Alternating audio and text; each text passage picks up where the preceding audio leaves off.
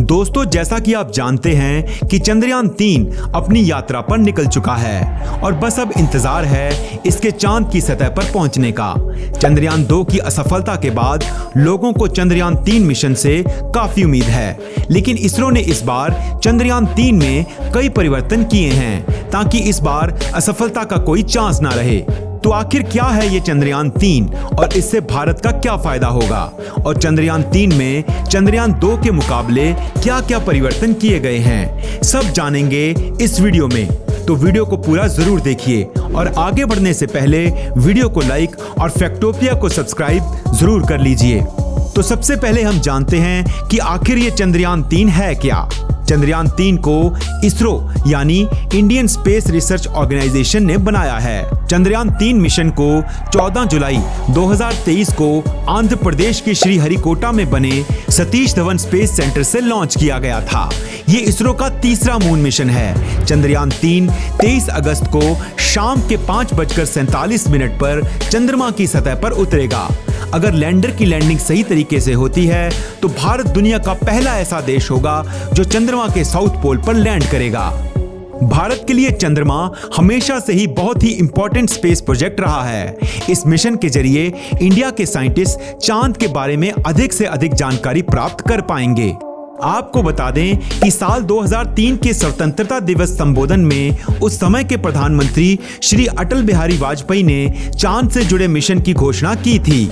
साल 2008 में इसरो ने अपना पहला मिशन चंद्रयान 1 लॉन्च किया था। इसके बाद साल 2019 में फिर इसरो ने अपना दूसरा मिशन चंद्रयान 2 लॉन्च किया था। यह मिशन लगभग पूरा ही होने वाला था कि लैंडिंग के ठीक 2 किलोमीटर पहले ही इसरो का लैंडर से संपर्क टूट गया, जिसके कारण यह मिशन सफल नहीं हो पाया। अपनी गलतियों से सीख लेकर उन्हें सुधारते हुए इस बार इसरो ने चंद्रयान 3 लॉन्च किया है। आइए जानते हैं कि चंद्रयान 3 आखिर चंद्रयान 2 से बेहतर क्यों और कैसे है। दरअसल चंद्रयान 2 में जहां ऑर्बिटर, लैंडर और रोवर थे, वहीं चंद्रयान 3 में इस बार नई टेक्नोलॉजी का प्रयोग किया गया है। चंद्रयान 3 में मॉड्यूलर, लैंडर और रोवर हैं, जो चंद्रयान 2 से 250 किलोग्राम तक ज्यादा भारी हैं। चंद्रयान 2 की मिशन लाइफ जहां 7 साल थी, वहीं चंद्रयान 3 के प्रोपल्शन मॉड्यूल को केवल 3 से 6 महीने तक काम करने के लिए डिजाइन किया गया है। इसके साथ ही चंद्रयान 3 में 4 थ्रस्टर्स भी लगाए गए हैं, जो इसकी लैंडिंग और भी पुख्ता करेंगे। चंद्रयान 3 चंद्रयान 2 से कई मायनों में बेहतर है। चंद्रयान 2 में एक ऑर्बिटर, विक्रम लैंडर और प्रज्ञान रोवर शामिल थे। यहाँ हम आपको ये भी बता दें कि चंद्रयान 2 के ऑर्बिटर का इस्तेमाल अब चंद्रयान 3 के लिए किया जाएगा, क्योंकि भले ही चंद्रयान 2 की लैंडिंग असफल रही, लेकिन उसका ऑर्बिटर अभी भी अच्छी तरह से काम कर रहा है, जो अब चंद्रयान 3 के लिए काम करेगा। इसके साथ ही इसरो के वैज्ञानिकों ने बताया है कि चंद्रयान 2 के कंपैरिजन में चंद्रयान 3 में 2 कैमरे लगाए गए हैं, जो खतरे का पता लगाने और बचाव में सहायक होंगे। लेकिन चंद्रयान 2 में केवल एक ही ऐसा कैमरा था और चंद्रयान 3 के कैमरे 2 की तुलना में अधिक मजबूत और सटीक हैं। इसरो ने पैरों की मजबूती सुनिश्चित करने के लिए चंद्रयान 3 पर लैंडर में मैकेनिज्म परफॉर्मेंस टेस्ट भी किया है, जिससे इसके क्रैश होने के चांसेस बहुत ही कम हैं। आइए अब हम आपको बताते हैं कि ये चंद्रयान 3 मिशन आखिर भारत के लिए इतना जरूरी क्यों है। दोस्तों, इसरो ने चंद्रयान 3 को 615 करोड़ की लागत से बनाया है। इस मिशन का मुख्य उद्देश्य चांद की सतह के बारे में ज्यादा से ज्यादा जानकारी जुटाना है। चंद्रयान 3 के लैंडर पर 4 तरह के साइंटिफिक पेलोड बनाए गए हैं, जो चांद पर आने वाले भूकंप, सरफेस की थर्मल प्रॉपर्टीज, सरफेस पर मौजूद प्लाज्मा और चांद की सतह से धरती तक की दूरी मापने की स्टडी करेंगे। इसके साथ ही इसरो द्वारा बनाए गए ये पेलोड चांद के सरफेस की केमिकल और मिनरल्स कॉम्पोजिशन की भी जांच करेंगे। आइए अब जानते हैं कि चंद्रयान 3 आखिर कैसे पहुंचेगा चांद तक। इसरो ने चंद्रयान को चांद पर पहुंचाने के लिए LVM-3 रॉकेट का प्रयोग किया है। यह रॉकेट अपने आप में बहुत शक्तिशाली है। चंद्रयान 3 एक बार जैसे ही पृथ्वी के एनवायरनमेंट को क्रॉस करेगा, उसके बाद प्रोपल्शन मॉड्यूल लैंडर और रोवर को चंद्र कक्षा में लेकर जाएगा। इसके बाद लैंडर अलग होगा और चंद्रमा की सतह पर सॉफ्ट लैंडिंग करने की कोशिश करेगा।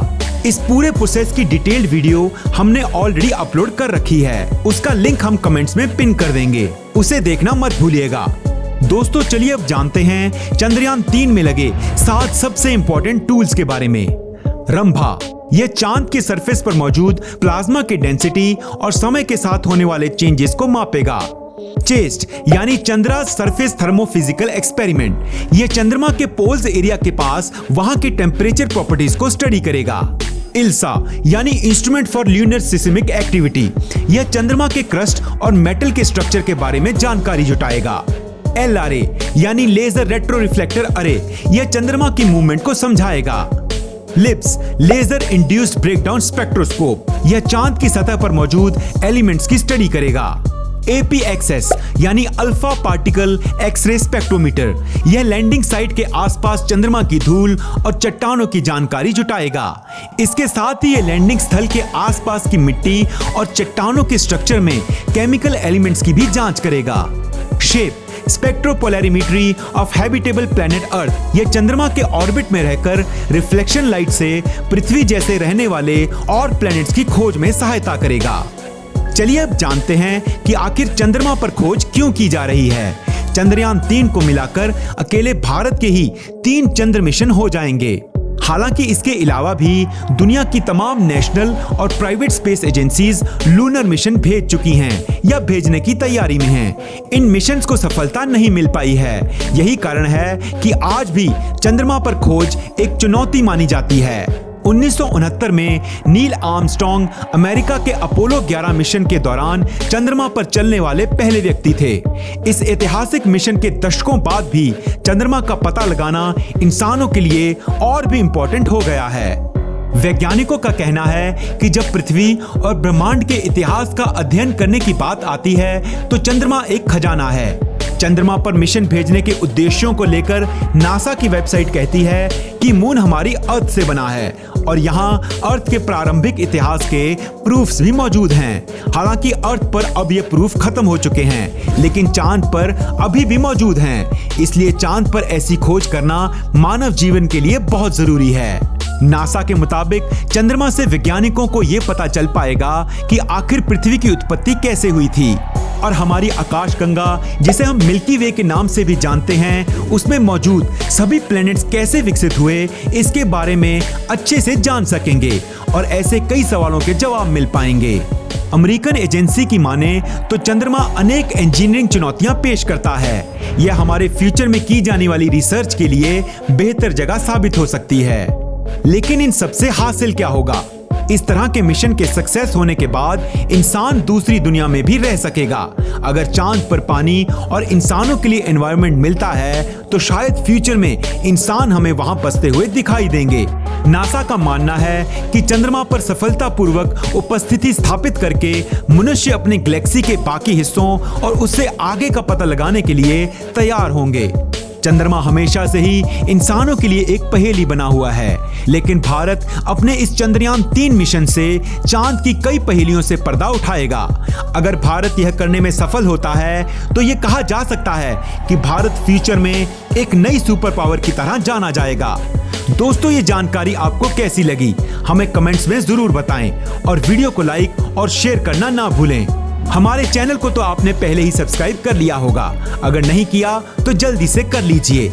इस वीडियो में अंत तक बने रहने के लिए दिल से धन्यवाद।